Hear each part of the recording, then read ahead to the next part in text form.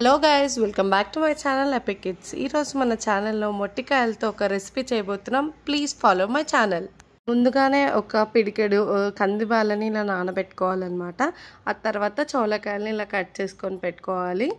ఒక 30 minutes మనం కందిబాలను నానబెడితే చాలు. ఆ తర్వాత కుక్కర్ పెట్టేసి ఆయిల్ వేసేసి మనం ముందుగానే కట్ చేసి పెట్టుకున్న చోళకాయలు వేసేసేయండి. చోళకాయలు అంటే మొట్టికాయలని కూడా అంటారు కదా, అవి వేసేసేయండి. ఆ తర్వాత ముందుగానే నానబెట్టుకున్న కందిబాలను వేసేయండి. ఒక 2 minutes ఆయిల్లోనే ఫ్రై చేయండి.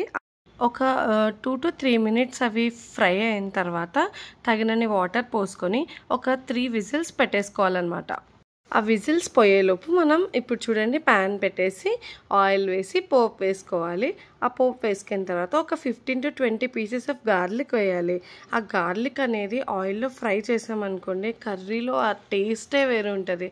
సో ఇలా గార్లిక్ని బాగా ఫ్రై చేసుకోండి. ఎప్పుడైతే కలర్ చేంజ్ అయ్యాయనుకోండి, అప్పుడు ఉడకపెట్టిన ఆల్రెడీ మనం ఇందాక బాయిల్ చేసాం కదా, అవన్నీ తీసి దీంట్లోకి వేసేయాలన్నమాట. సో అన్నీ ఒకసారి కలిపేసి మళ్ళీ ఒక 3 to 4 minutes అలాగే ఆయిల్లోనే మగ్గించండి. ఒక 3 to 4 minutes మగ్గిన తర్వాత మనం కొబ్బరి పొడిని వేసి మళ్ళీ కలపాలి. కొబ్బరి పొడి ఏమేమి వేస్తామంటే ఉప్పు, కారం, ఒట్టి కొబ్బరి వేయాలి. ఆ 3 వేసి గ్రైండ్ చేసి ఆ పౌడర్ని ఇక్కడ వేసేసేయండి.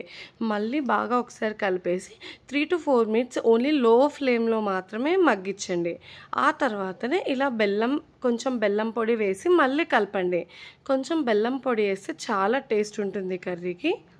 బెల్లం వేసిన తర్వాత మాత్రం ఓన్లీ లో ఫ్లేమ్ మీదనే పెట్టేసేయండి. ఆ తర్వాత 2 tablespoons ఆఫ్ పప్పుల పొడి వేయాలి.